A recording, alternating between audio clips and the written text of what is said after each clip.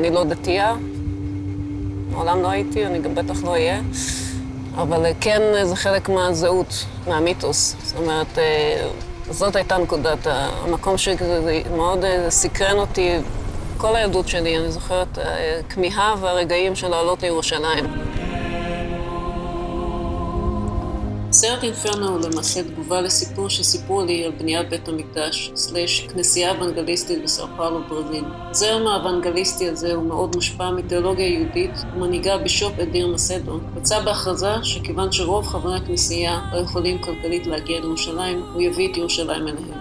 וכך קרה שהוא החל לבנות את בית המקדש השלישי בסאו פאולו.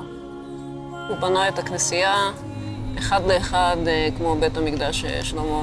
הגודל של הכנסייה הוא גודל של 5 מגרשי כדורגל. זה משהו מאוד מאוד מגלומני, לא נתפס. וזה בתוך שכונה שהיא בפרברי העיר סאו פאולו. זאת אומרת, אין את הקונטקסט של ירושלים. כמו זה סוג של הזרה. זאת אומרת, לקחת מקום שמאוד קשור לטריטוריה הזאת, ופתאום להקים אותו במקום בקונטקסט מאוד מאוד חדש.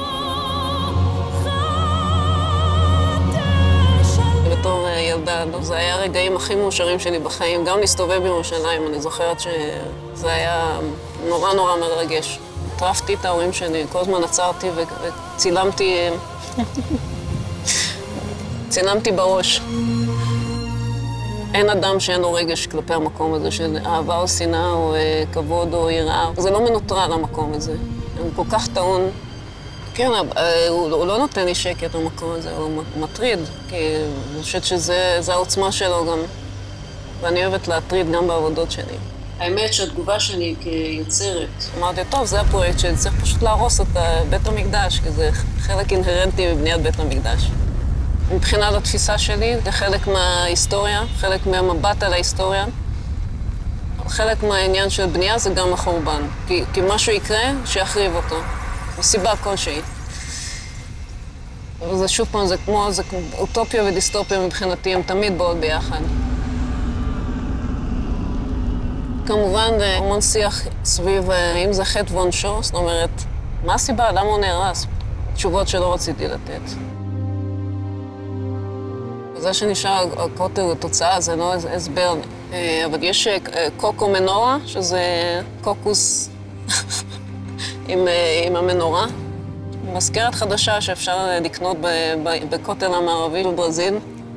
זו הייתה התלבטות מאוד ארוכה האם להשאיר את החלק האחרון של הכותל המערבי. הסרט הזה יכול לחיות גם בלי זה, אבל זה היה משהו אחר.